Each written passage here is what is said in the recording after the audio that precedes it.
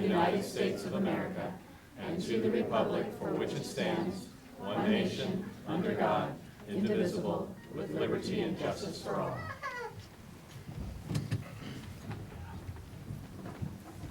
We do have Vivian Rodriguez here this evening for Spanish translation. Sí, muy buenas noches y bienvenidos de parte de la Junta Educativa del Distrito Escolar Unificado de Santa Bárbara. Si hay alguien que necesita la ayuda de un intérprete, por favor levante la mano para darle un audífono. Gracias. Thank you. Vivian, don't go anywhere. Just a minute. Dr. Cash has something he'd like to say. Vivian, on behalf of the district, I'd like to thank you for your work in helping translate board meetings. It's your last night's performance translating for us, and we really want to thank you for your 4 years of service to our school board as a translator and to our community. I want to thank you very much for your service and dedication to the students and to our school district. So thank you very much. Thank you very much. It's been an honor. And I want to take the opportunity to introduce our new translator, Lourdes Flesher, who's here in the room. Lourdes, say hello. Hola. She is the elementary office assistant at Washington Elementary School, and we want to welcome you to your part of your new role in our district, and thank you. Bienvenido. We also have headsets available for the hearing impaired this evening. And we move now to introductions, proclamations, presentations, or recognitions, Dr. Cash. Well, we're going to have some fun to start the evening. We have from Adelante Charter School, we have Miss Sanders' third grade class who's going to do a very special performance for us. I'm going to let their singing tell the story. So I see Juanita Hernandez out there organizing everybody, so we're ready when you are.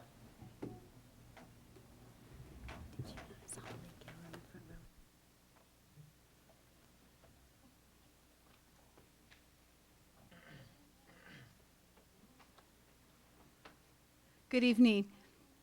It's nice to see you again. Time flies by so quickly.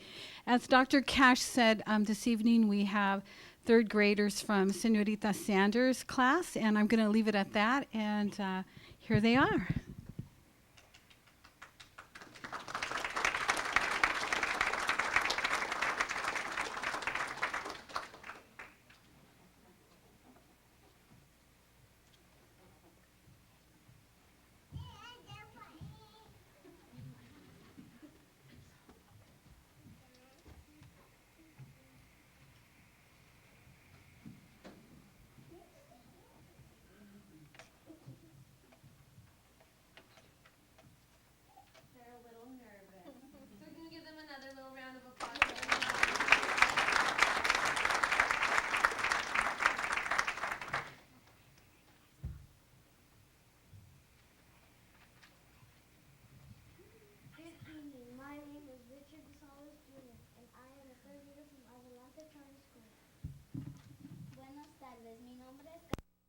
Yo soy una estudiante de tercer grado en la escuela autónoma de Adelante.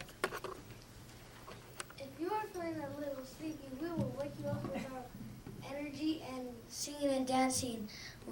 I will survive. Si usted está un poco de sueño, si usted tiene un poco de sueño, vamos a despertarte con nuestra energía cantando y bailando I Will Survive. So we are from Adelante Charter School, and as our CSTs are coming, we had a little talk in our classroom.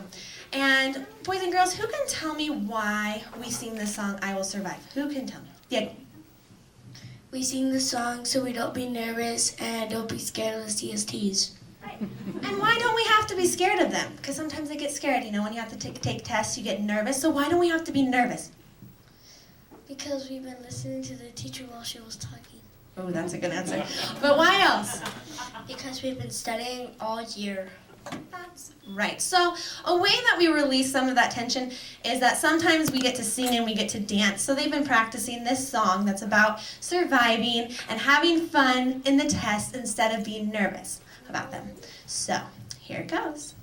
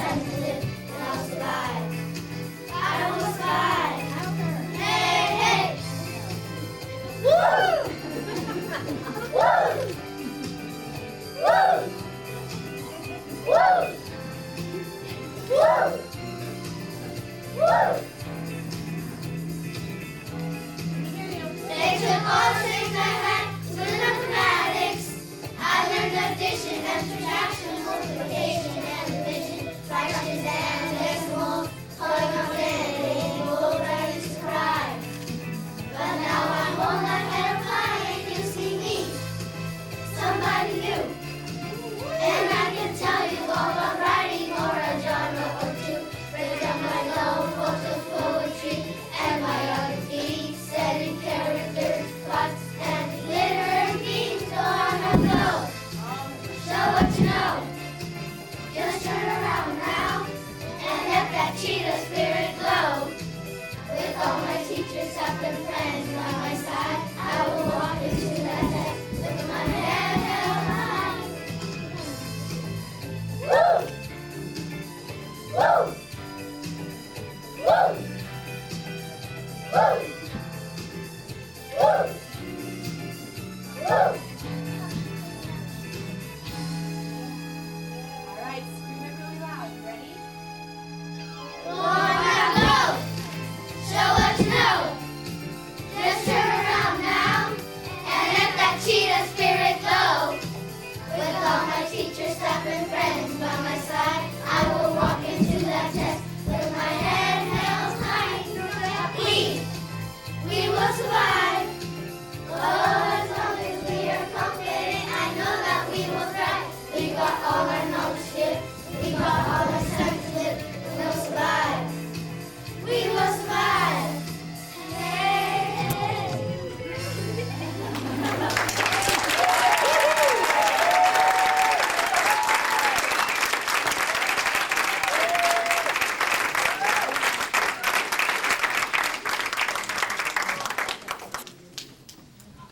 Wow.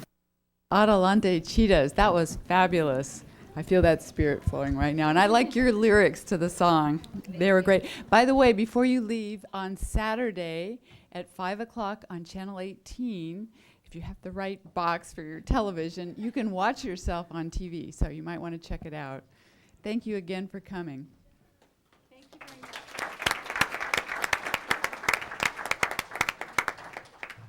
Well, I kind of feel sorry for the Santa Barbara High School students that have to come up now, but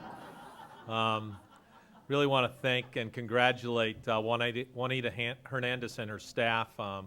Great spirit at that school, and it was really a blast for me to see that when I visited. So keep up the great work. We're going to now have a short presentation from Santa Barbara High School's Computer Science Robotics Club, which we're very excited about.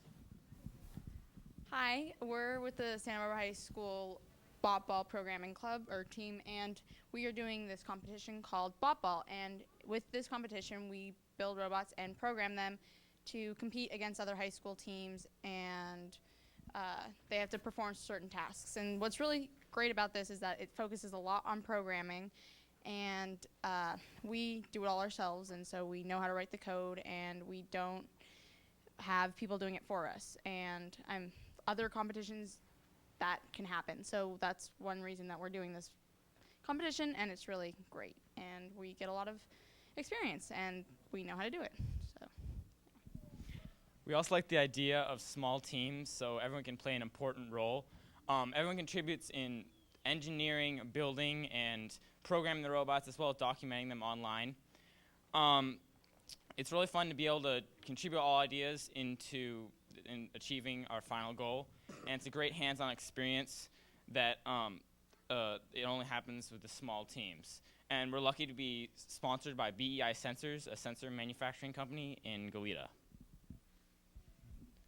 In the bot ball competition, the robots can score points by stacking different colored cubes, collecting plastic objects and moving them to a certain area, and collecting strips of paper that hang from a fence.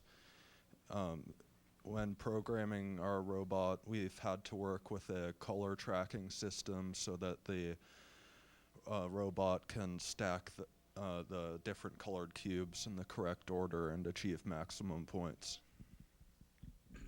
So when we started, none of us really had much of a grounding in programming. And since there's no computer science or programming classes at Santa Barbara High School, we took a course online over the summer, and we also worked with our mentors 2 times a week to really try to get a grounding and like learn how to program the robots. And then when we started this competition, we really learned that building the robots is really like the relatively easy part of it. The big part is programming it and like making them execute what you want them to do. So one of the most difficult problems that we've had so far is how to recognize the blocks and stack them in order, as Peter said. So we wrote a program that uses the camera to recognize the different colors of blocks, and then the robot chooses a path based on those 3 colors on how to proceed and stack them in the right order. I'm Griselda Mariscal, and this is a Vex robot. It is one of the many robotic kits available for students to build and compete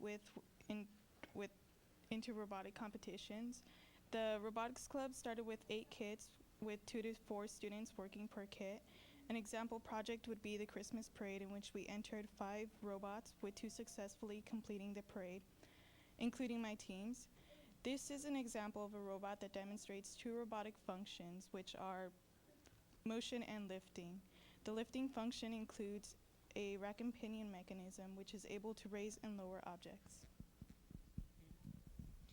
Hi, I'm Patrick, and this summer we are going to have a course with Arduino, and Arduino is an open source platform based on a flexible, easy to use hardware and software system.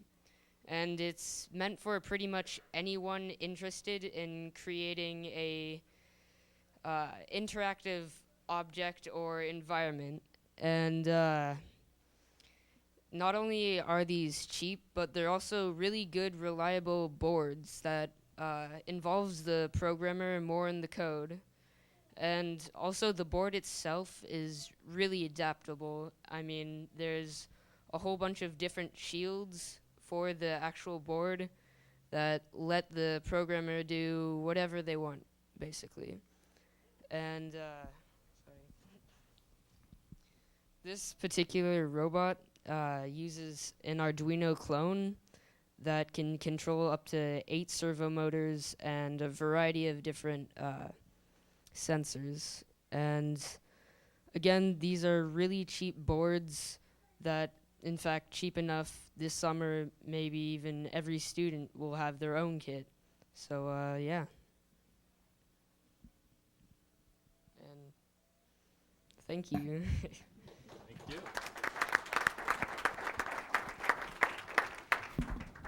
I just wanted to also mention that and recognize these students who are really the first at Santa Barbara High that are engaging in computer programming through the use of robotics.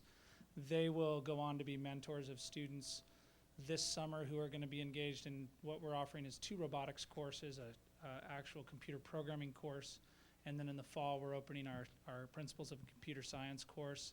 Spring we'll have a full robotics course, and we're moving towards AP Computer Science, of course, and then Computer Science Academy. So they're really the start of it, and I want to thank Kristen Loomis and Dave Proffer, who are here, and a huge support. One is a parent and one is a industry volunteer who's been helping students learn this programming.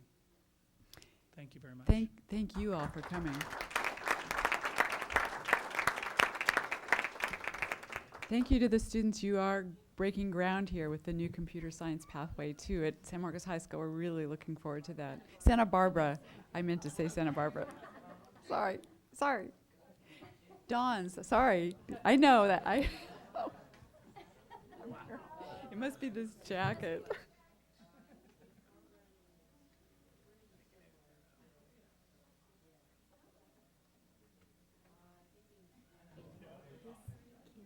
This kid is the son of our first YSS, Maya Okay, we are All ready right. for our superintendent report. So here we go. I don't know if you recall, but we had two separate meetings where we talked about our spelling bee winners, and we remember that we had the electrical outage. Well, I'm happy to report that Max Raphael, a Washington sixth grader who was our county spelling bee winner and was at the last board meeting we had, Max participated in the state elementary spelling bee on April 21st and came in third in the state of California. Wow. So congratulations to Max. I do have to give you some mundane information for our community, and it's in accordance with state law. We're now in the process of doing our annual address verification. It's an important process because it allows our school to plan staffing and student classroom assignments. I do want to also follow up on the computer science theme and announce that seniors in our DPEA, the Engineering Academy, Team 1717, some are on their way and some are already there at St. Louis to compete in the April 25th to 28th First World Robotics Championship. The team is fresh off 2 regional wins. It is entering the championship rated #1 in offensive power and holds the #2 adjusted ranking in the world out of 2,300 teams. We're excitedly awaiting the updates, and if you Facebook, please friend the Penguineers, and you will get with Team 1717, and you'll get updates frequently. The robot is named Lindsay Rose, after a student who passed away at Dos Pueblos High School. We continue to wish them good luck, and mostly to have a lot of fun in this great, unique experience. Also want to let you know that Friday is Career Day at La Cuesta. Students will have the opportunity to meet and talk with 31 presenters in fields such as construction, insurance, finance, airlines, food industry, technology, web design, fashion and merchandising, and communications. On Thursday, May 3rd, from 5:30 to 7:30, more than 500 pieces of art created by Franklin School students will be displayed on the front patio of the Santa Barbara Museum of Art. The show and the student works are inspired by the museum's exhibit, Pasadena to Santa Barbara, a selected history of art in Southern California, 1951 to 1969. I also want to publicly announce our district's 12th annual Employee Appreciation Day is coming up on May 10th. There'll be more information about that coming to you, and we're inviting each and every one of our staff to come to a special recognition of our appreciation of their great work for students. May is the month of awards, and on May 17th, the County Office of Education will recognize the 2012 Veneco Crystal Apple Educator Awards. 4 of our district staff members will be South County recipients. Elementary teacher Courtney Brewer from Monroe Elementary School. Nancy Wood, secondary teacher from San Marcos High School. She was my instructional assistant when I was a teacher at Peabody. Happy to see that. Certificated support provider Alejandra Aronovich, school psychologist at La Cuesta, Alta Vista, Franklin, and Adelante. And for classified employee, Georgie Perkins, an instructional assistant from Peabody Charter. And hopefully you all saw it, or at least read about it. It was certainly an incredible surprise to see Dos Pueblos High School graduate Ben Rattray was named by Time magazine as one of the 100 most influential people in the world. Ben is the founder and CEO of Change.org, and his father is the current CEO of Boys and Girls Club here in Santa Barbara.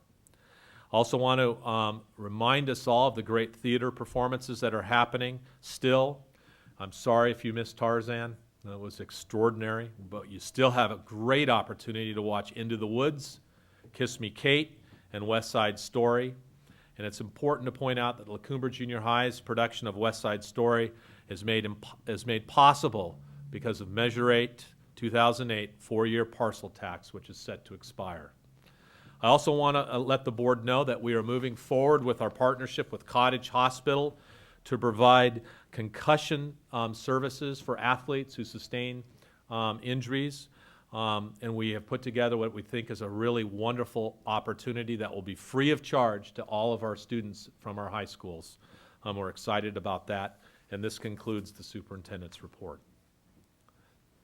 Thank you very much. Lots of good news, lots of wonderful things going on. Board members, do you have any correspondence or comments you'd like to share? Mr. Herron? I'll just mention one because it was an interesting experience. A while back, we approved sending 8 students from Dos Pueblos to France on a tour. And they were kind enough to invite me out to their French class to get a first-hand report on what they did in France. And sitting in a French class was a new experience for me. So it was interesting to see these young people and the experiences they had in France as a group, mingling with students from other areas. They had a great time, and the report they gave verbally and by PowerPoint was very, very good. Other board members? I do have to say I went to Tarzan last weekend. It was phenomenal, just phenomenal. And I'm really looking forward to going to the other productions as well. They're great. Several of us attended the AVID graduation, which was a really inspiring event. And I have to say, learning about all those students who are moving on to college, who are studying nursing, a large number of them, and chemistry, I was really impressed with their career plans. So it was really a terrific event. Any other comments? No? Okay. All right. Well, we will move on then to our announcement of closed session action. B1, student discipline, we will return to later. B2, conference with real property negotiators, was withdrawn this evening. B3 is a very exciting announcement, public employee appointment title principal. And I'm very happy to report that the board voted with Parker making the motion and Mrs. Cordero seconding that Cynthia White is our new principal at Cleveland Elementary. Before Cynthia has something to say, I'd like to report out a little bit about Cynthia. Go ahead, Cynthia, you can stand there. Cynthia graduated from UCSB 3 times with 3 separate degrees, a Bachelor of Arts, a Master of Arts, and a PhD. She has a single subject credential in Spanish, a multiple subjects credential. She has the BCC and BCLAD. She's been an elementary school teacher, starting her career at Cleveland Elementary School, and a high school teacher as well. She's been an administrator in our district for many years, starting as the Title VII grant coordinator, working as an assistant principal at Santa Barbara Junior High School, Santa Barbara High School, and for the last several years has done yeoman's work as the curriculum and categorical programs director. When I go out and meet with staff and parents about what they'd like to see for the qualities and characteristics for their next principal, this is what the Cleveland community told me. They want the next principal to speak Spanish. Cynthia is fluent in Spanish. They want the next principal to understand the community. Cynthia has lived and worked in this community for her entire adult life. They want somebody who is a supporter of year-round education. Cynthia is a supporter. They want someone who has a background in the Common Core. There's probably no one in our district that has a greater background of the Common Core. They want someone that will inspire the staff to take more ownership for the school. In speaking with Cynthia, I have no doubt she will do that. They want someone with a positive attitude, with a we can do this, with the sky is the limit approach to education. There's no doubt that that's Cynthia's motto. They want someone who will have a positive discipline approach and deal with issues that interfere with a student's academic progress. Knowing how Cynthia feels about academic progress, I have no doubt that she will do that. They want an advocate for early childhood education. Again, there's probably no one more stronger an advocate for early childhood education than Cynthia. They want someone who has strong technical skills that can integrate technology in the classroom. Cynthia is our iPad guru in our district. They want someone who has knowledge of special education. Cynthia certainly has that. They want someone that understands how important parent education is. Cynthia did that as the Title VII grant coordinator. They want someone that will support the existing programs. As a member of our administrative team for the past several years, she certainly understands and has been instrumental in creating and implementing those programs. They want someone who smiles, who is happy. They want someone that will appreciate the specialness of the family at Cleveland Elementary School, and I have no doubt that as a member of the family, Cynthia will do that. They want someone who is supportive of the arts. They want someone who has taught more than 3 years. And they want someone that communicates in email. And I know that she does that, having received email from her. It's really with great pleasure that I get the opportunity to introduce Dr. Cynthia White as the next principal at Cleveland Elementary School. Congratulations, Cynthia. I'm honored. This is a very exciting day for me and for my family.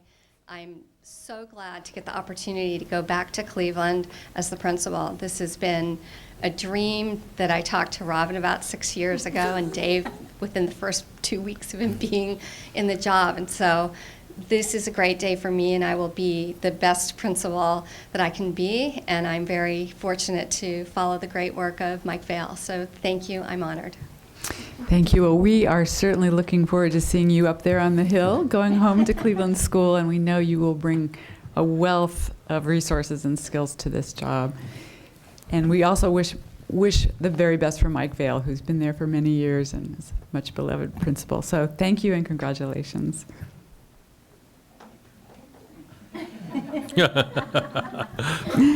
On going back to the closed session, before we have no business to report out. Similarly, B5, nothing to report. And we now have, do we have any public comment at this time? We do have public comment. Paul Rooney from CSEA.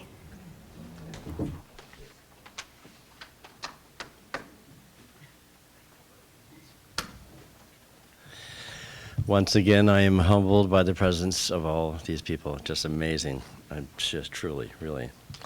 Well, good evening, members of the school board, Dr. Cash and Dr. Swatsky. Thank you again for the opportunity to speak again tonight. It's my privilege to represent our CACA Chapter 37 tonight to acknowledge your receipt of our resolution, honoring our members during CSEW Week, May 20th through May 26th. Please know that we appreciate the recognition and look forward to celebrating this week in unity with our brothers and sisters. On another note, I would like to thank Dr. Cash for his leadership in recognizing our bargaining unit as an integral part in the overall functioning of Santa Barbara Unified School District.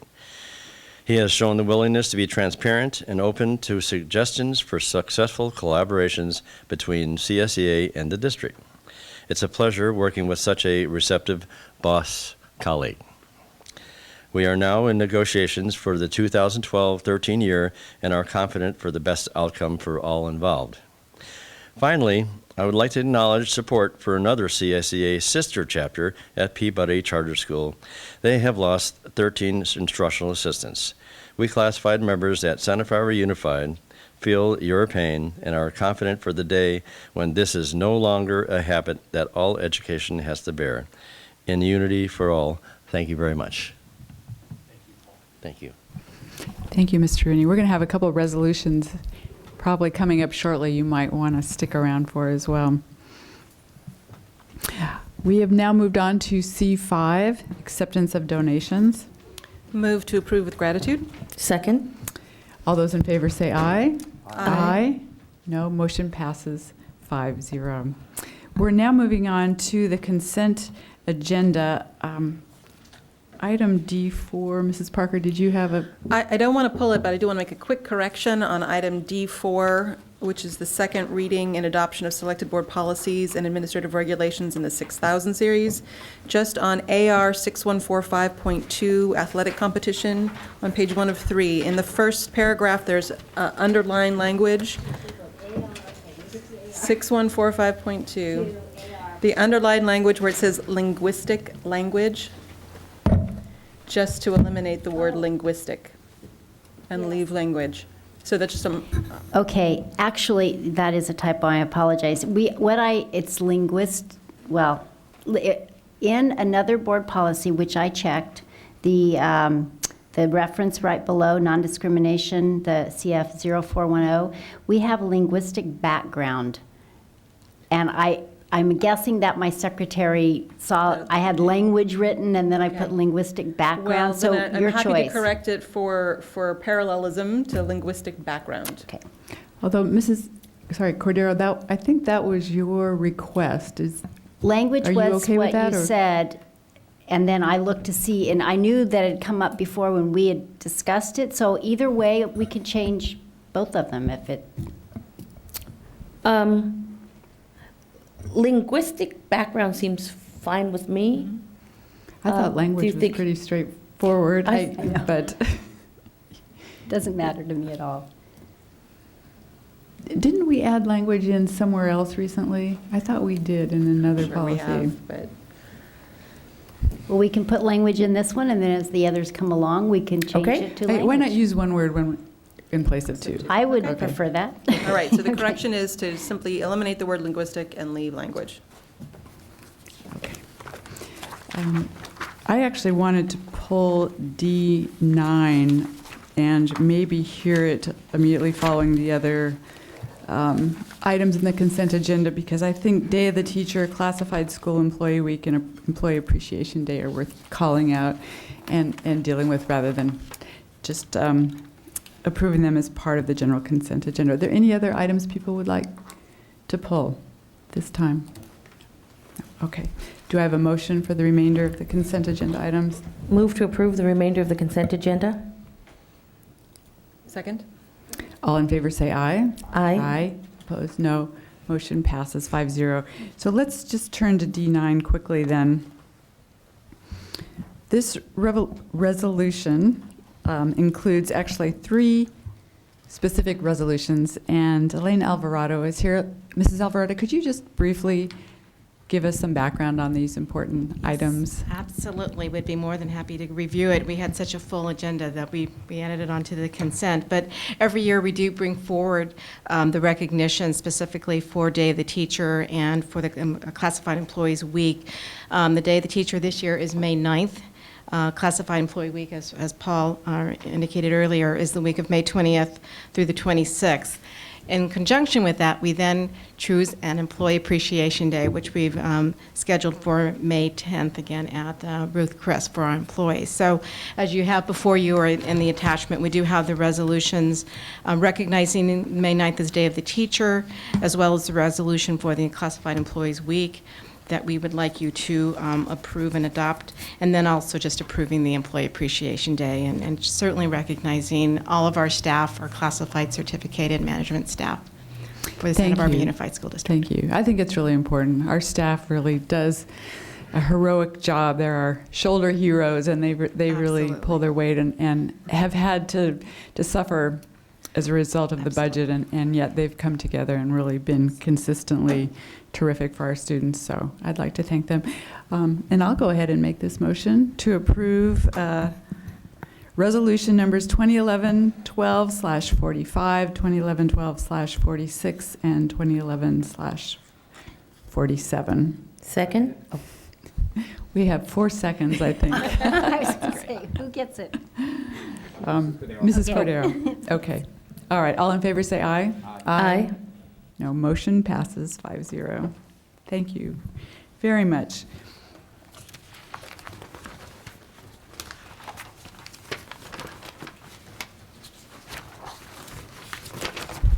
Okay, we also have a number of resolutions on our action agenda, and I would like to take these separately. Our first item is approval of resolution number 2011-12-48, authorizing the borrowing of not to exceed $25 million in funds for fiscal year 2012-13 and authorizing the issuance and sale of 2012-13 tax and revenue anticipation notes, otherwise known as TRANS, for the Santa Barbara Unified School District and authorizing the execution and delivery of documents related thereto. And Conrad, would you like to speak to this? I know that Sure. Ms. Jeté is not here, and we appreciate your taking this on for us. Okay, I figure I would just kind of start off by saying this is kind of an annual occurrence where local governments and districts are required to borrow money to make it through the cash flow, the lighter cash flow times of the year. And in local governments and school districts, property taxes are a big chunk of what we do as far as getting revenues into the district each year, and it's up to about 70% of our total revenues. Half of it's received in December, and the other half of it's received in April. And so with that, the big chunks, we have these time periods in October, November, where cash flows can get kind of tricky. So these TRANS, what they call them, are issued on July 1st, where we get this cash flow money in a time where cash starts to shrink because our expenses keep going month after month after month. We have payrolls. It's pretty even across the board. So these trans help us make it through, and right now we're able to borrow them at pretty low, tax-exempt rates, and it's all paid back by the end of the fiscal year. So let's see, what else do we have here? So it's not just the property taxes, but what's going on at the state with our apportionments being deferred, delayed, pushed back. It's really hard for us to tell how much we're going to get and when we're going to get it. And so the resolution in front of you today is just setting a maximum of $25 million, which is what we did last year, or this current fiscal year. We actually borrowed $22 million this year, which will be due to be paid back in June. We don't anticipate borrowing $25 million, but we're tracking cash flows as much as we can on a weekly basis and trying to find out as much as we can from SSC and CASBO and those organizations that kind of give us a tip about what's coming and when it's coming. So we'll know more in the coming, after the May revise and things like that come about, exactly how much we're going to need. But this resolution will set a maximum not to exceed of $25 million, and then once we pass this and we find out what we need, we can then draft up the final document and figure out what exactly it will be. Hopefully it won't be 20 million, but I don't know. It's hard to tell at this point. Thank you. And just so the public knows, this is an annual event, and all school districts do this. And we're pooling. We're actually working together with a couple of other districts on this one. And I know over years past we've joined pools as well. So yes, this is very standard. And it's not just school districts, it's the county, it's local governments, and their TRAN is a lot bigger than ours. It's just because the tax flow is just so up and down throughout the year. So. Right. Well, farmers take out loans every year to plant their crops, and they don't pay them back until the crops come in. And we hope we'll have more fertile ground in Sacramento. Recall that 38% of our revenue is deferred to the next fiscal year. So that's as a result of the state's interesting accounting process. Yeah, but we don't defer 38% of our expenditures to the next fiscal year. So our employees expect to be paid every month. The lights need to stay on. Mrs. Parker. Thank you for the explanation, Mr. Tedeschi, and I'm going to move to approve resolution number 2011-12-48. Second. All those in favor say aye. Aye. No, motion passes 5-0. Thank you. We've now moved on to E2, and you might want to just stay up there. Approval of resolution number 2011-12-49 of the Governing Board of the Santa Barbara Unified School District regarding budget reductions to maintain fiscal solvency. Always here to provide all the fantastic good news at these board meetings. This resolution came to us at the request of the county, Santa Barbara County Education Office and Bill Cerrone's staff. And the intent of this was, after their review of our second interim report, they wanted to make sure that you understand the gravity of the funding situation that we're faced with, that the potential loss of revenues, that we're going to have to cut costs in some areas. And this resolution, I mean, we've already worked on this stuff. I mean, we've already negotiated, with unions, with the furlough days and the school year, and we're doing everything we can, and I think you are all well aware of the gravity of the situation. But in order for the county education office to positively certify our second interim report, they wanted to make sure that this came to your board, that you that you understand the gravity and the numbers that are involved in cutting costs into next year. Thank you. I don't think anyone underestimates the gravity. Mrs. Cordero. No, but we don't want to overestimate the gravity either. On page 3, the actual resolution, I think we have one too many zeros. And I pointed that out. 1.7 is enough. Yes. We don't want 17 million. I pointed that out to the county education office today. It's like, I'm sorry for missing that. I suppose I should have proofed their resolution, but it is 1.7 million into the 2013-14. Great, thank you. I apologize for that. Thank you. So, do we have a motion for approval of resolution number 2011-12-49? Move to approve. Second. All in favor say aye. Aye. Opposed? No. Motion passes 5-0.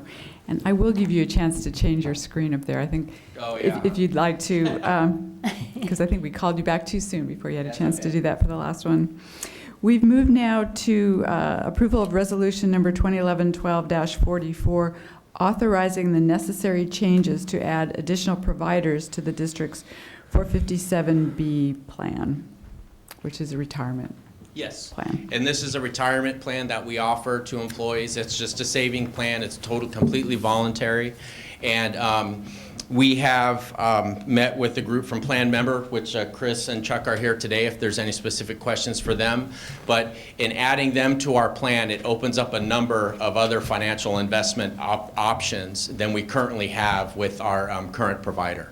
And so by adding them to our plan, employees have a lot more to choose from. And they are a local company. Their corporate office is in Carpinteria, and Chris's office is right here on State Street, and they're making themselves available to our staff at any time for any kind of help, assistance, or whatever it is they need for the 457 plan. Thank you. Any questions? It's nice to have more choices for our employees. Choice is good. And it's a hard environment to make investment decisions. It's a little right now. scary, but you know, these guys are real good. We've met with them a number of times, and they're very helpful and very willing to work with us. So. Okay. Do we have a motion to approve resolution 2011-12-44? So move. Second?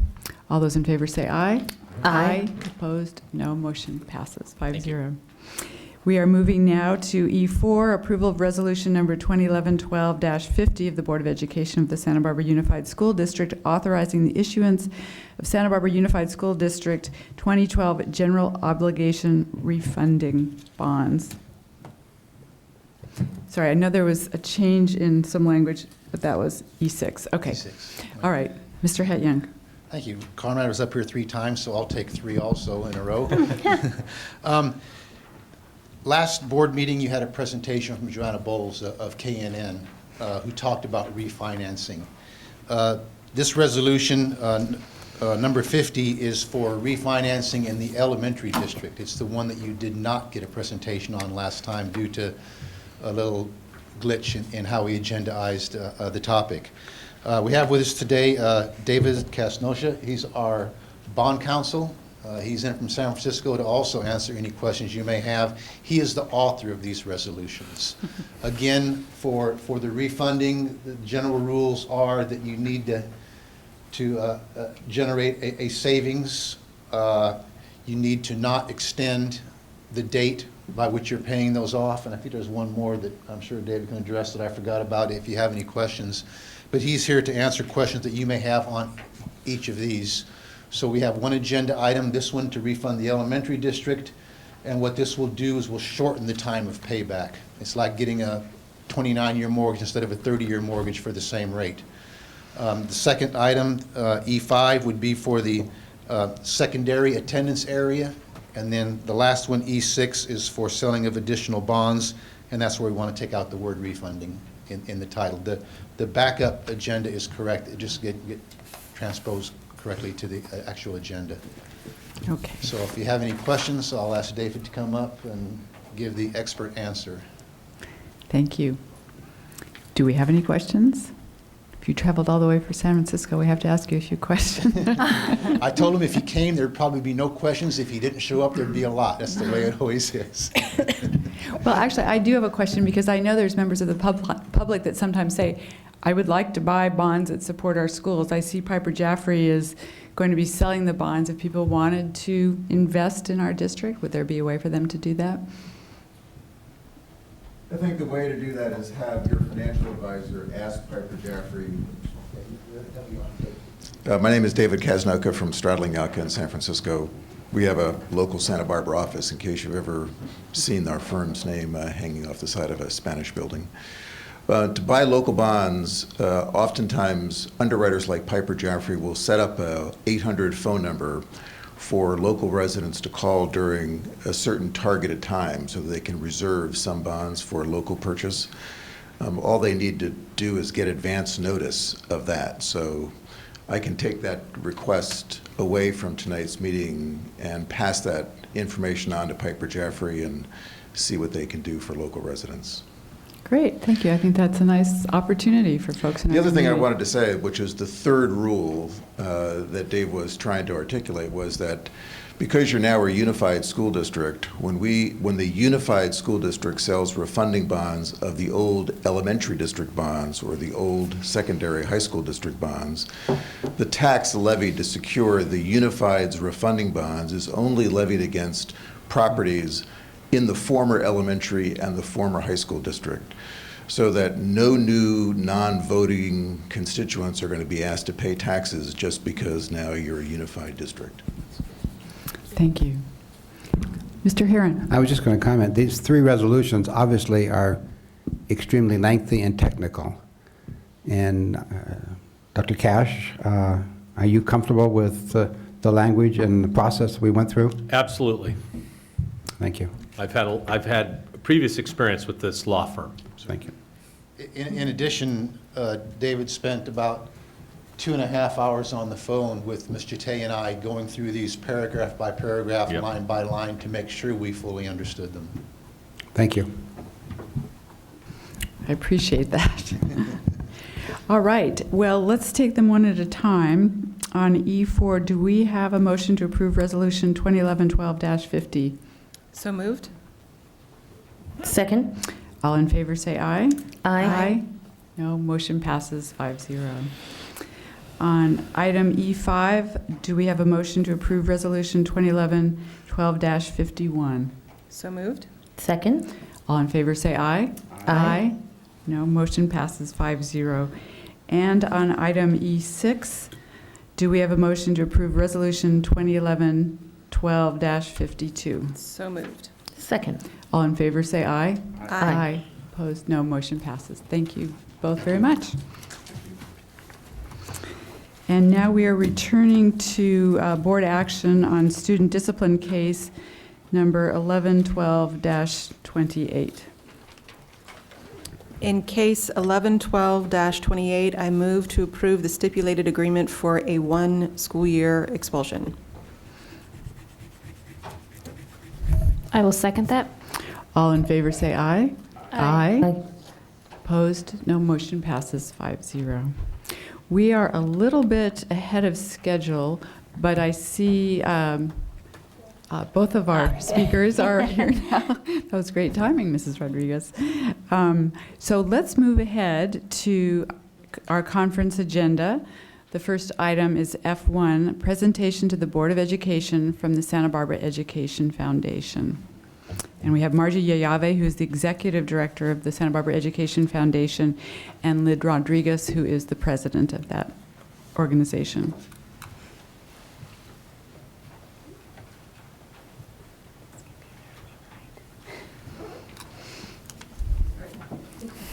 Don't mean to rush you. You'll get home to your family sooner, too. Thank you. Well, good evening, Madam President, members of the board. It's great to be here tonight. Margie and I wanted to give you an overview of where we are on the campaign to promote measures W and X, which you have placed on the ballot for the June 5th election.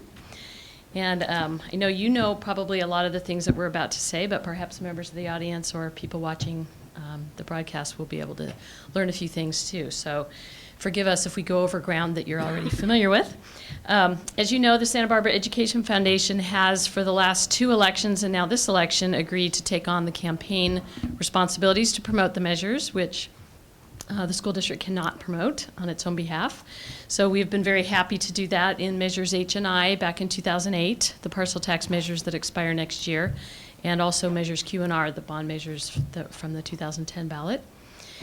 We are very excited about W and X. There's a couple of things that are a little bit different in this campaign because of the timing. The June election provides us some different challenges than the November elections have in the past. For the sake of people who aren't familiar with the process, a parcel tax requires a 2/3 majority vote, so it's very challenging for us to get that, but we were very successful in the last election. Actually, we got 2/3 majority in the bond measures as well, which we didn't even need. So we're hoping that the voters will be as generous as they have been in the past by voting yes on both of these measures again. And I'm going to state the fact that maybe needs to be stated again and again, that if the measures W and X on the ballot June 5th do not pass, the measures H and I, when they expire next year, that will be the end of that funding.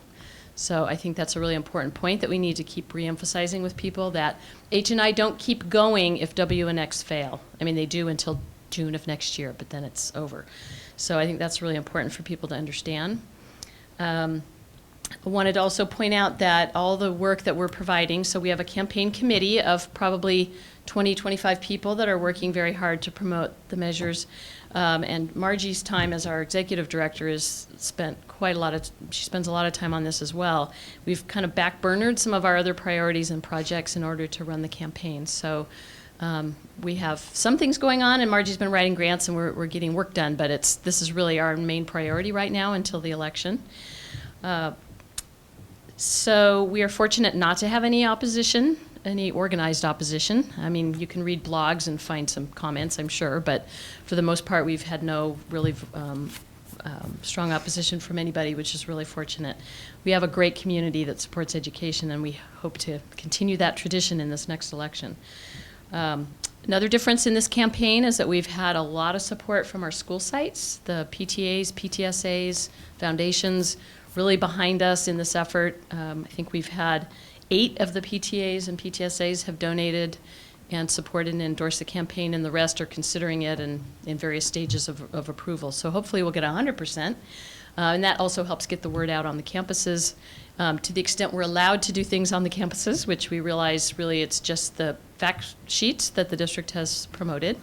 The materials that we have put together for the campaign, the advocacy pieces, if you will, the flyer and the frequently asked questions and some other things are being distributed widely throughout the community through email and through other venues and avenues, but not at the school sites. We also have been outreaching to a broader number of organizations in the community than we ever have in the past. We've had a lot of great endorsements in the community from folks we haven't even really asked before, and now we've got much broader support than we've had in past campaigns, which is great. We've been providing tables with information at a lot of events, including a lot of the great musical performances that are going on in our schools right now. That really helps to get the word out. Even just having that little W and X sign in the back, if people may be too busy getting a snack at intermission to really want to talk to us, but at least they know it's there. I think Margie's going to talk to you a little bit about another exciting promotional piece that we have coming up. We've been doing canvassing door to door, which we haven't done as much in the past, and there's a phone bank planned. And very soon we're going to be out there with lawn signs and flyers in the mail, direct mail flyers, and perhaps radio spots if we're able to get enough funding to do that. We're maybe a little bit behind schedule on funding from what we were in the previous campaigns, but we're picking up speed. So there are still, I think, 5 weeks left until the actual election. Some of the key endorsements that we have: the California School Employees Association, SBTA, Teachers Association, the Retired Teachers Association, Partners in Education, League of Women Voters, Just Communities for the Central Coast, United Parents, Padres Unidos, Pueblo Action Fund, and we've also gotten 2 of the 4 feeder districts have endorsed, and we're hoping the other 2 will as well, in addition to many of the elected officials that serve on those boards and the city council. Both city councils, we have a number of council members that have endorsed. We've also had, as I said, the PTA and school site involvement. Lots and lots of former and current elected officials in other realms of the community. So we have a really broad base of support going into this middle part of our campaign, I guess you'd say. Some other key people, maybe worth mentioning: Peter McDougall, former City College president, Doss Williams. We have asked Lois Capps to endorse, and we've got others, many board members from the Board of Supervisors and others. So that really helps us a lot as we go into this. Margie's going to talk about some of the other things we're doing and the money. Important. So far we've been doing all the background work and getting endorsements, getting the arguments signed and written and signed, and creating the flyers, and now we're working on the direct mail piece.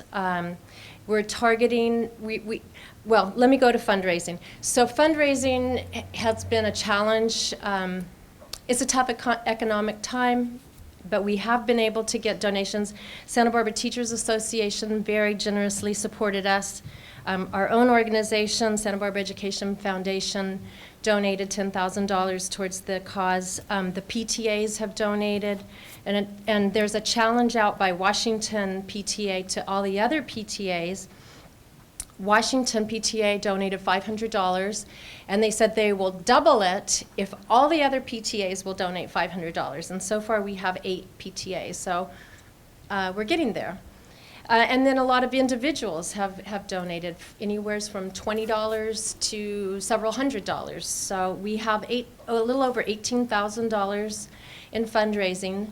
But as far as campaigns go, that's not very much. And we're using it as strategically as we can, and we're really making a grassroots effort to get out there and spread the word in ways that we can do it with minimal cost and use our money wisely.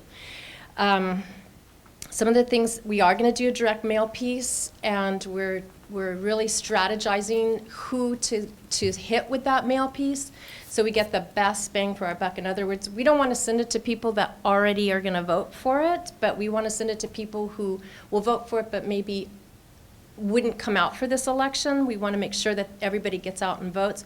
We want to also send information to people to propel them to vote, or to convince them that they should vote for WNX, and give them information in the event that they hadn't heard about it. Lawn signs, everybody loves lawn signs, and that's a good use of our money. Actually, I know everybody doesn't like lawn signs, but it's, you have to do it. And so we're doing that, and we've got people signing up for lawn signs. Anybody who wants a lawn sign, be sure and let us know. Especially if you live in a strategic place that we can get a lot of traffic for it. We have a Facebook, we have letters to the editor campaign going on. Now we have email campaign going on. We are planning a press release and a press conference. We're planning a rally that we've never done before. It's something that's new and kind of exciting, and we're working on that with a student group, actually, that is very excited about working, and that's the Mad Academy, is really excited about being part of this campaign. Something that's really cool. Not on school time. Not on school time.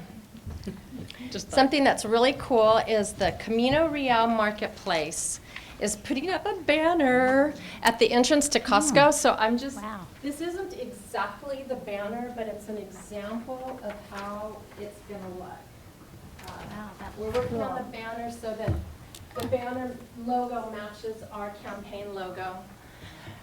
And that's going to go to the printers tomorrow, maybe 3 days. So hopefully at the beginning of next week it'll be up, and everybody who goes to Costco is going to see our banner. So I'm really excited about that. And thank you, Camino Real Marketplace, for making that happen and allowing us to do that. So we're using our money strategically, but we really would love to hit the voters in more than one way, and we're doing everything that we can and really trying to be wise with our money. But we need more funding to fund radio spots and print advertising, and we just don't have it at this point, but we haven't given up. We're still sending out requests. We're still having meetings with organizations and individuals to get more funding, so that's really important to get donations. And we have just put on a PayPal button on the website. The website is yesforschools.com, and that has all the information about a lot of information about the measures, and an opportunity for people to donate right there at the website with their credit card through PayPal. So yeah, we're busy. I just wanted to add a couple of other points really quickly. For those of you that don't know, the absentee ballots go out very soon, the first week of May, and many people vote absentee, 65 to 70%, and many of them many of the absentee voters vote immediately or within a week of receiving their ballot. So our campaign is not really over on we really need to have everything out there in people's hands by the time they get their ballot. So that's something that we're really pushing for, and we're very well aware of that. The other thing that I wanted to emphasize is that H&I, which is really the predecessor to these programs with the addition of the trades programs for the high schools, has a great track record. There's great programs in place right now thanks to the funding in H&I. And that information is on the school district website. I'm sure you all know that. The public may not be aware of that. So if people want to look up what H&I have done in our schools and what good work can continue with W and X, they can check the website. Reminder that this is money the state cannot take away. This is funding that we are generating locally, and no state budget cuts or political wrangling in Sacramento is going to affect that funding. None of the money goes to administrator salaries. It all goes directly into the classroom for kids. There are the oversight committees that are watching the funding and how it's being spent by the district. I've served on one of those committees. Margie serves on one of those committees now, and it really is very scrutinized by the folks on the committee. So that should put people's mind at rest. There is a senior opt-out option for folks on one of the parcels. If they own more than one, they can exempt themselves from one of them. And I guess that was all I wanted to say. So this is something that we're really hoping the community will continue to support, and we're doing everything we can to get the word out. So thank you. Thank you so much for all of your hard work. I think we have one public comment, and then maybe board members might have questions or comments. We do. Elaine Wheeler. Hi.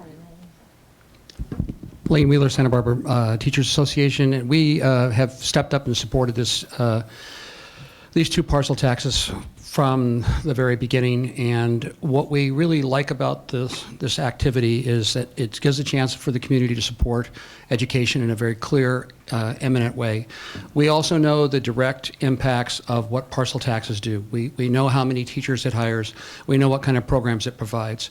And we are behind this just 110%. We really hope that our community will step up and join us in this community effort to, as they said, keep our tax dollars right here, servicing the kids that need it. Teachers have a difficult enough job with the continued challenges that they have, and we feel that this is really an excellent way to provide some direct support for students and teachers and families in our community. We think it's really important for the voters in the Goleta area to know that they get to vote twice. They get to vote in whatever issues that are going on in the Goleta area, but also to vote in this parcel tax election, because a lot of times people think they live in one area, they don't get to vote. Because our school district is a big one, they get to vote twice, so it's an exciting democratic process there. So we would like to make sure that message gets out there very loud and clear. We really do like all the aspects of this, and we believe in it 100% and 110%, and we are going to be there supporting it all the way, and we encourage all of you to do everything you can to be there also. Thank you. Thank you so much. And I'd really like to give a shout out to Mark Linehan at Camino Real Marketplace. This banner is fantastic, and I think I heard there's something like 40,000 car trips into this shopping center. So I don't know if that's daily or weekly, but at any rate, daily. Okay, so a lot of people are going to see that. I'd also really like to thank our fellow board members on other school district boards of education who've endorsed this, because they know that even though their students don't attend our elementary schools, they will be attending our junior highs and our high schools, and so they will have the opportunity, folks who live in the boundaries areas of those districts, to vote on Measure W, which is the secondary parcel tax. And I've seen some letters coming in to the editor and various media outlets in support, so that's really great to see the community is following this. Board members? Mrs. Parker. I just want to say thank you so much. I mean, as board members, we can't, as board members, advocate for the parcel taxes, but you know, we couldn't do it without the Education Foundation support and without groups like the SBTA coming forward and endorsing. And I just want to say that from when H&I passed, the budget discussions changed dramatically for the board. I mean, beforehand, as Ms. Cordero would attest, we every year were threatened with cuts for arts, music, all electives, and every year we had boardroom full of parents and students and teachers so upset. that they were going to possibly lose that. And that, thanks to Measures H and I, that's disappeared from the conversation. We are no longer talking ever about cutting art, music, foreign languages, things like that. I'm really concerned that if W and X don't pass, that as H and I sunset, because it's a 4-year measure, that we will be back having those conversations again. And I think our students have just blossomed because the community has stepped up and made this sort of effort, and I'm really hoping that they come back and do it again in June. Well, I just want to follow up what Ms. Parker was saying, that I certainly do recall those days, and I believe that probably Mrs. Rodriguez recalls those days as well, from her time on the board, of constantly we were constantly feeling like we were pitting one elective against another. Foreign languages against theater arts, against music. I mean, it was just horrible. And so I think that it really is important for the community to understand that H and I are finite, that they are funding a lot of what is happening now in our schools that so many parents and so many students are participating in, and with great success, and that it's important for the community to understand that those things will end. And with the state budget the way it is extremely unlikely that without that revenue we would be able to continue to offer. In fact, I would say it's impossible that we would be able to offer the same kinds of programs that we are offering with the help of H and I.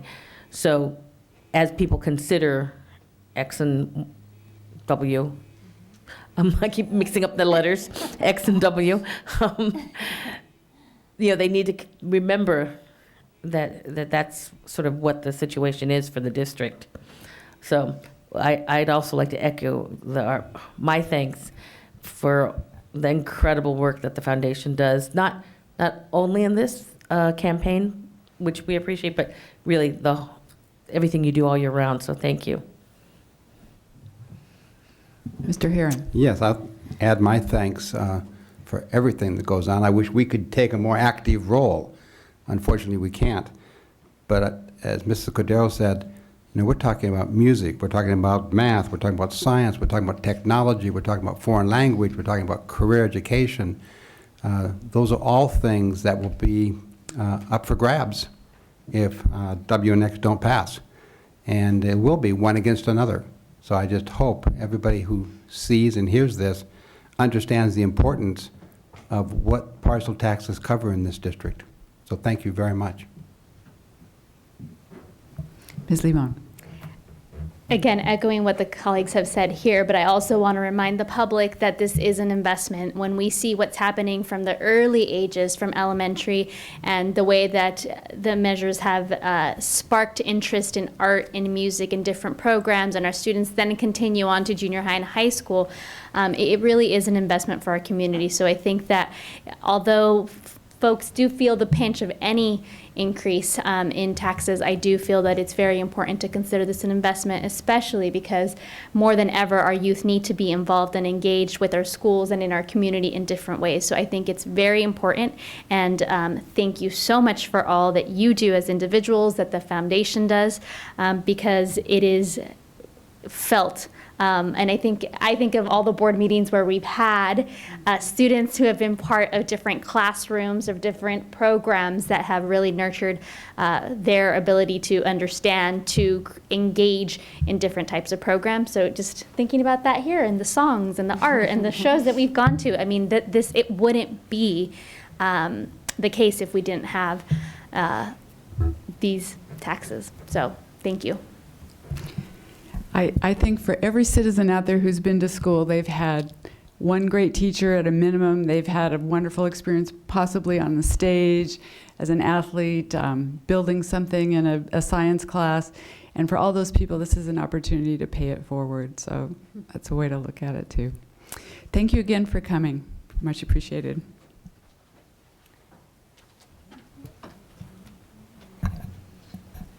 We are now moving to F2, first reading of selected board policies and administrative regulations in the 5000 series and administrative regulations 6183, home and hospital instruction. I thought maybe we would go through this starting on page, right, thank you, 23, and then we'll just move forward that way as opposed to kind of jumping around. So does anyone have any comments in the 20s? I noticed on page 26, I think there's one apostrophe missing on number 7 at the bottom, because it says where the student has been admitted under administrative regulation 5111 because of a parent's employment, probably singular parent. Okay. Mrs. Parker? My comment is on page 27. And that is the reasonable evidence of residency section, where the proposal is to add 3 new possible document classes: pay stub, voter registration, correspondence from a government agency. Currently, 1, 2, and 6 are what we allow, and I think I just needed more information on why 3, 4, and 5 are suggested additions. I asked Mr. Sumter about that. These are other types of evidence that we've put out in notes to parents and to the schools, and he's checked this out. These are other ways. This is not limited to this, but specifically different ways that we've found our parents right now have been able to provide evidence for their current residency. Well, I guess I question that because currently those aren't allowed in the AR. And so they shouldn't have, I think. Put them out before. But if they want to, I don't know. I mean, I guess I had to hear from my fellow board members about how legitimate voter registration is or a pay stub is, if that's correspondence from a government agency. Those seem like things that it could be very easy to have old records from, whereas your rent payments, your property tax payments, or current affidavit is much more likely to be current this year, as opposed to, you could have moved with your voter registration, and I don't know. Ms. Limon? Well, actually, I thought it was a good idea to include those, particularly because I think that not all communities can produce number 1 and 2. And therefore, I thought that at least the pay stub was actually a different type of proof if someone isn't getting a receipt for rent, which does happen. And we know that it happens in Santa Barbara, or they themselves perhaps didn't have the property taxes. So I thought that, I really can't speak to the voter registration piece, but I thought that at least the pay stub and correspondent from a government agency of some sort was beneficial. And I'm specifically thinking of some of the situations of low-income communities where we're seeing more than one family live in a home or in a room. I mean, that's happening. And so I was thinking, well, what can they use to prove? And I think that I can't speak to 4, but perhaps 4, but at least 3 and 5 would be different ways of ensuring that different communities had more access to providing proof. What would be like correspondence from a government agency? Oh, that might be a letter from the DMV or someone along those lines. See, that, I think I struggle a bit. I can see pay stub, but correspondence from a government agency or voter registration, I just question more. And I also want to just point out to the public that if you have multiple families living in one apartment, then if your name is not on that lease or rent, you're actually considered homeless. That's correct. And so you fall under our homeless enrollment policies, which mean that you don't have to provide any proof. So That's just something, I think that I would prefer to remove 4 and 5 and maybe keep 1, 2, 3, and 6. Because voter registration and correspondence from a government agency, I think for a government agency, I would want it to be more specific, and not something like the DMV. Maybe, either city or federal government or something like that, but not just any old agency. Mrs. Cordero? Well, I also my concern was about voter registration, only because I think if somebody wanted to fraudulently establish district residency, voter registration is not something that when you register to vote, you're not required to prove that you live at the address under which you register. And if you have, for example, a family member or friend living at that address, people can usually find an address from which they could collect their mail. So seems to be an easy one to manipulate.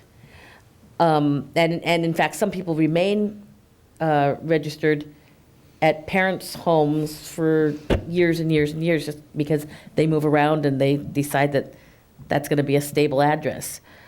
So number 4, I was concerned about. I agree with Ms. Limon regarding number 3, and I agree with Mrs. Parker regarding confusion over number 5. I'm not sure that I disagree with it, but I think I would like to be more clear on what kind of government agency we're talking about. Mr. Herron? My question is a little different. If I read this correctly, and I remember looking at it before, there's one that's mandatory. That's the most current utility service bill, gas, electric, or water. Correct. That's mandatory. Yes. But there are people out there who don't pay any of those.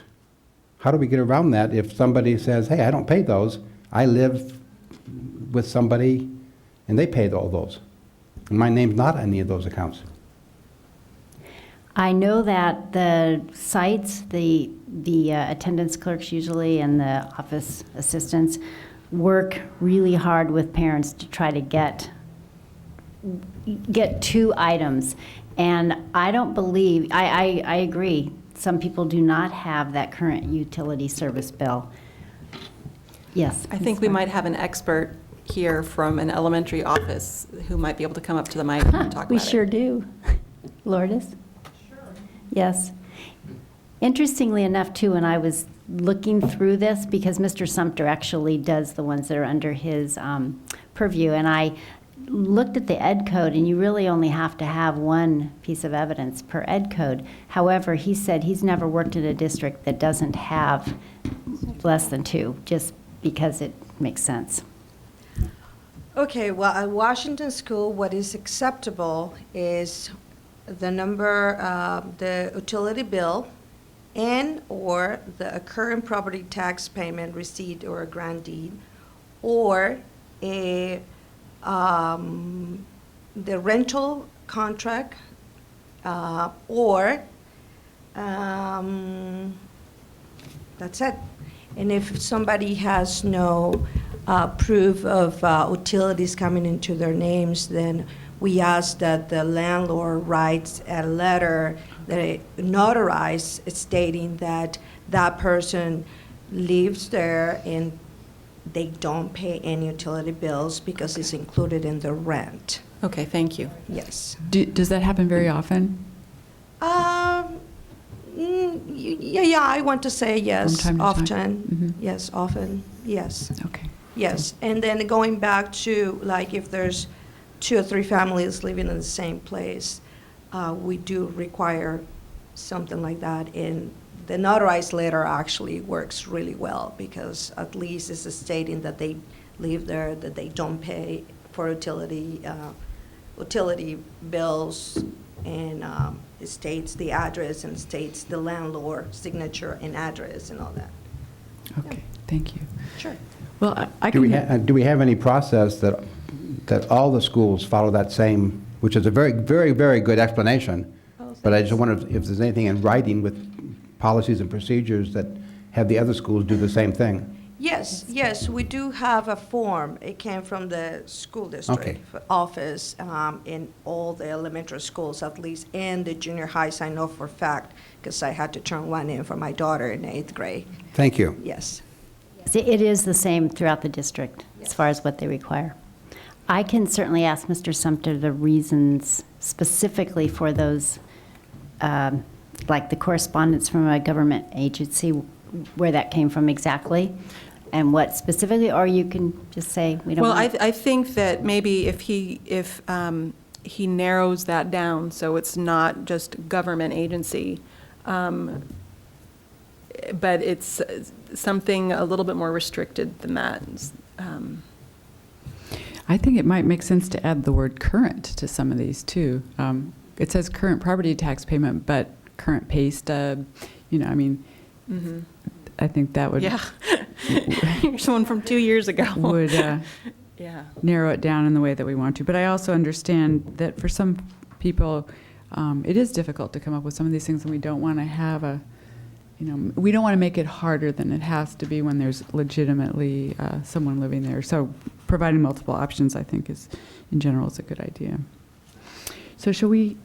Well, let's move through, and then we can decide how we're going to handle these this evening.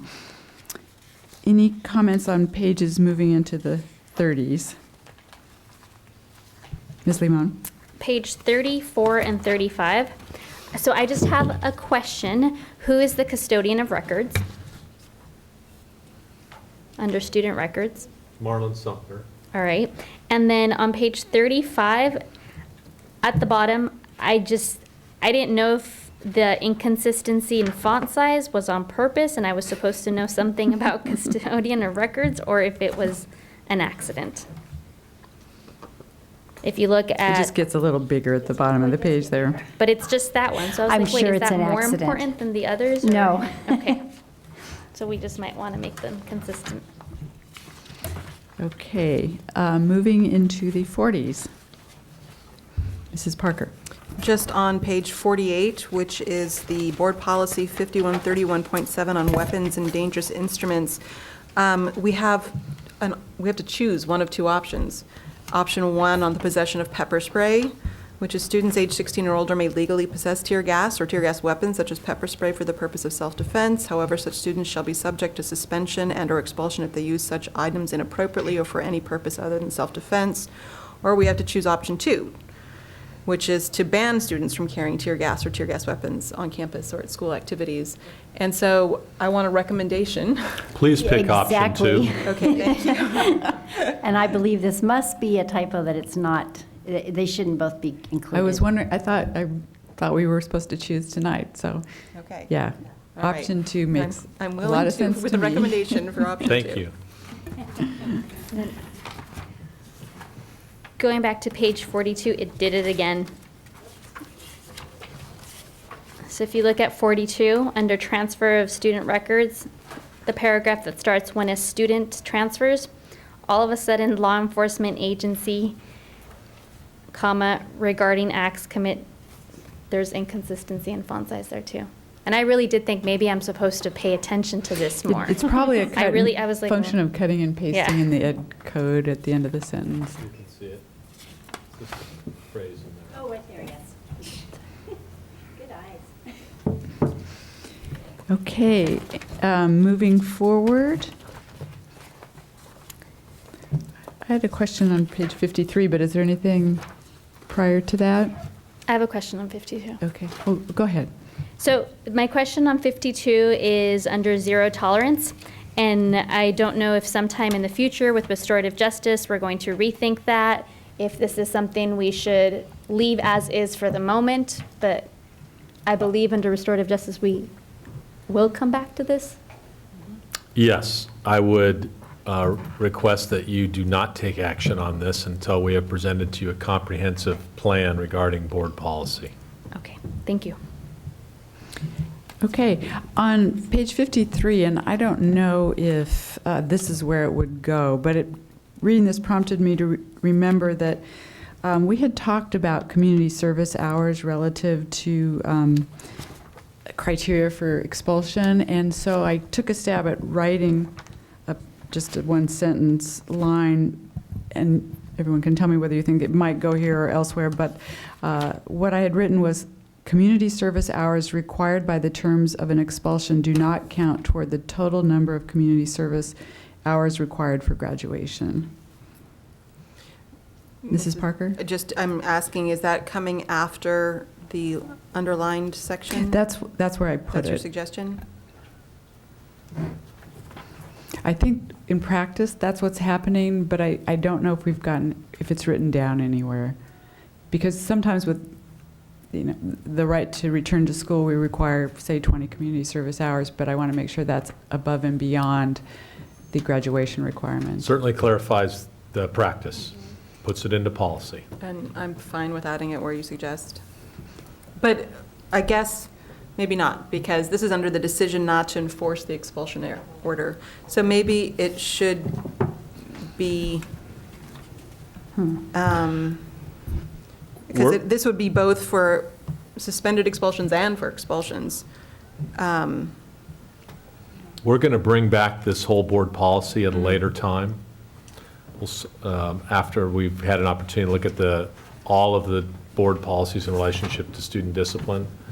So Dr. Cash, do you recommend that we just wait on that? Yeah, we'll put community something service in there piece in and- relationship to the President Deacon's concern, which I think is good to make that clear in relationship to this. That's fine, and I know, I believe that's what's happening in practice, but if anyone should ever question it, we would want it in That's a good writing. Okay, Ms. Limon. And I just have a question about page 56, AR 6183. And this one didn't have an intro, so I wanted just background information. I didn't see that. I can give that to you. This did not come from our CSBA, California School Boards Association, as far as a revision, like all the others did. This one came about after Kathy Abney, who is now running our home and hospital program, has had almost a year running the program, revising it, trying to make it really be very successful and effective program. What has happened, and you can probably tell from this language that we've added, that there are quite a number of students, and it's always in high school, that for one reason or another are out consistently term after term, sometimes up to 2 and 3 years. Some of it is different kinds of issues. They don't have a broken leg, broken arm, that kind of thing. It's different kinds of, they have doctor's notes, but, stress, there's a variety of reasons. And we're not saying that doesn't mean that they need special instruction. They do. But our home hospital instructors at this point are not qualified to do AP. We cannot do lab science. We cannot do a lot of the courses that some of these students need and want to be able to go on to 4-year universities, or just what they need for their high school career. So we can offer much of that, not the lab science, but we work that one out. We can offer that through our alternative high school, through Alta Vista. And so the language then is when the temporary disability extends beyond the semester or term, and in that case, we're working with the teacher back at the school. The student will be offered enrollment in the district's independent study high school where college preparatory courses are available, the A through G, and all of those courses are. Students choosing to remain enrolled at their high school receiving instruction through home and hospital programs will not be able to receive course credit that is approved through the University of California A through G eligibility process. What was happening is that for sometimes 2 or 3 years, students would be getting their instruction with their home hospital teachers using not the curriculum that is A through G, enrolled in their high school. On their transcript, it's saying English 11. That's an A through G through any one of our high schools. And it's false. I mean, when I started understanding what was going on, I said, whoa, we need to find out. This is not accurate. It's not fair. It doesn't work. So in order to have the opportunity for students to get the A through G, we can do that through Alta Vista. We have online courses. We have other ways in which we can do that. We also Kathy did a lot of, and I did some research with other districts that have home hospital programs. In particular, San Diego Unified has a very strong one. She talked, and I talked with some of the folks down there about how they ran theirs. And so we fashioned some of our policy after that. Ms. Limon. So then, just for clarity, the language that's been added to this AR is compliant with Ed Code. We're not required to offer. Exactly. Okay. That's why I put offered, because in alternative settings, you cannot make a student go to an alternative setting, which is Alta Vista. Okay. Thank you. Mrs. Parker.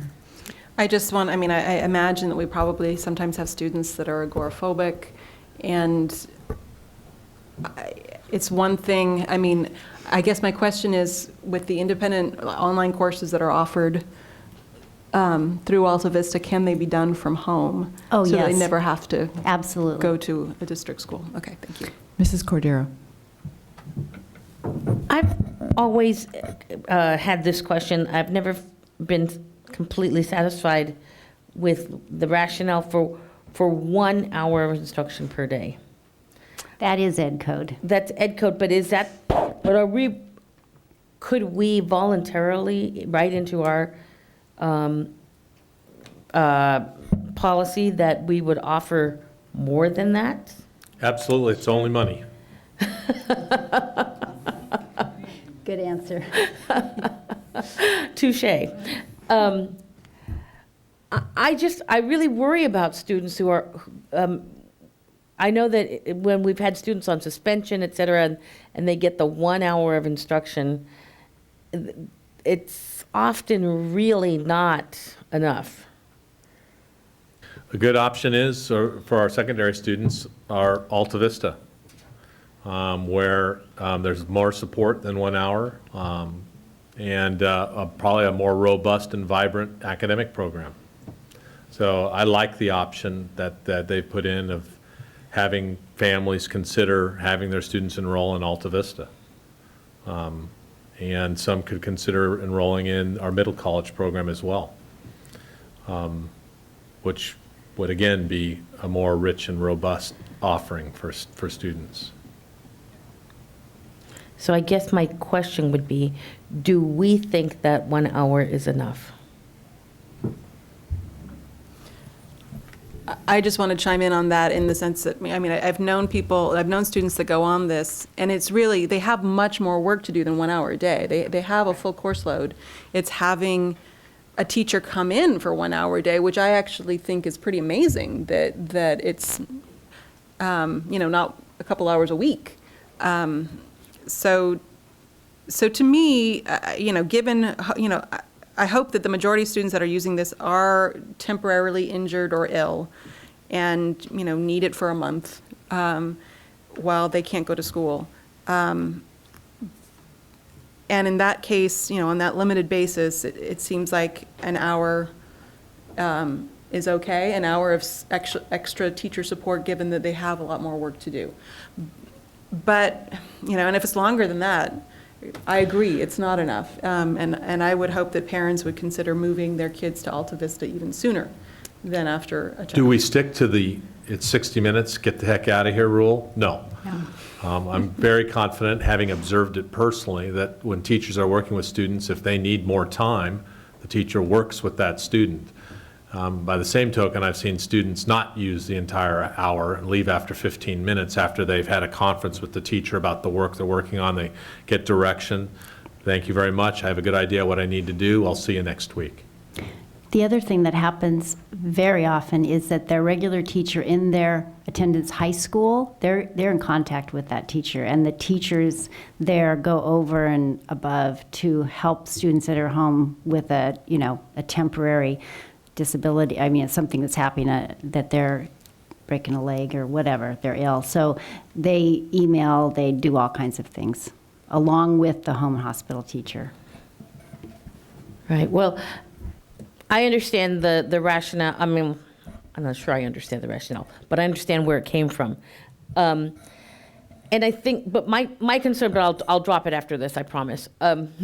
My concern is just for the students who have parents that are on top of it and really following up and taking the advice of the school, et cetera, I'm not worried about them. And the students who are motivated and are doing the work beyond the 1 hour that they have to do, I'm not worried about them. I'm worried about the students who are not highly motivated and don't have parents that understand the process and could easily kind of slip between the cracks. Sort of the same students we worry about if they're on campus. If they're not on campus, it's even more questionable whether they will fall between the cracks. So that was my concern for the ones who don't do all the right things. I appreciate that. And although I do think having a one-on-one for those students 1 hour a day in some ways may be equal or more than what they might get kind of lost in a crowd. So. I should add, one thing that Kathy and I found with San Diego model is that they meet once a week and not only look at new students that might be referred, but they go over every student that's enrolled. And I don't believe that was happening before, to see what their progress is and to see what the next move is. So next year, the program will be even stronger. All right. Well, are there any other comments? We just have one more page of these, but let's go back and see if there's any that we're willing to approve now, or would we prefer to have everything come back to us for second reading? Ms. Limon. I would actually be okay with approving everything but AR 5111.1, which was the district residency, until we get more information. Can we remove BP 5144.1 from consideration? Because that's the one that I want to bring forward after we've done something. Okay. So you don't even want the existing changes to come through? The current one is fine for our continued work in that area, but we're planning to have a comprehensive stakeholder group meet and have a conversation about the discipline matrix and our discipline practices. And then that conversation, we believe, would prompt your board level discussion on what policies would be appropriate.